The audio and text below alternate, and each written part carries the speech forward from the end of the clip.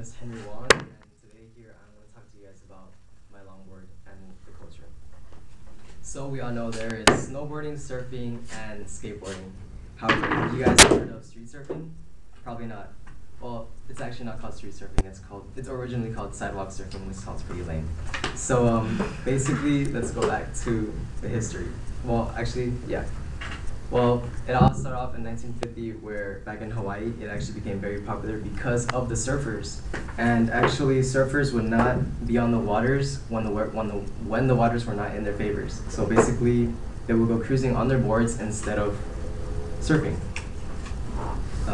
Later on, in 1959, it hit the markets, where they were starting to be sold, and they were being sold in convenience stores, toy stores, and also skate shops nowadays, which is pretty cool. Hey. And well, going back to, nowadays, longboarding is actually very popular in beaches and also universities. Nowadays, if you go to universities, except for Cal State LA, because it's actually against the rule to be boarding in campus. Universities actually, you will see students using it as a form of transportation from going class to class or from one place to another. And it's actually a way of entertainment and also to relieve your stress. When you go cruising, it keeps your mind off things and you just don't worry about anything else. And it's actually, little do people know, longboarding or street surfing is actually a sport. You could use it for many activities such as downhill racing, slalom racing, and sliding, or just racing in general, which is pretty fun. There are multiple types of boards, actually many shapes, and multiple trucks. Here with me I have today is actually, I would say, a slight hybrid. I have a front of a pintail, and the bottom I have a kicktail. Usually there's other boards. The main ones are pintails, drop-throughs, and drop-downs, and many other shapes which I have no clue of. And second, I'm going to talk to you guys about how I relate to this. Well, I relate to this because I've been practicing longboarding since high school, and the funny part is that I actually started off with a skateboard, and then I went to a longboard. And I use it as a form of transportation, especially since I'm a very lazy person.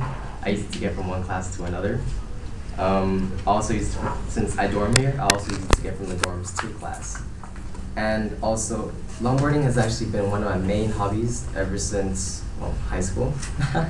And I just really use it to just relax my mind, and it keeps my mind off things. Also, the reason why longboarding has been a huge impact in my life is one of my main dreams.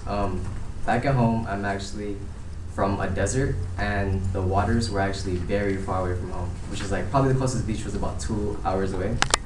And so I wouldn't either bother to learn how to surf. And I always wanted to learn how to surf, and the closest thing to the surfing was longboarding, and it's the closest thing to it.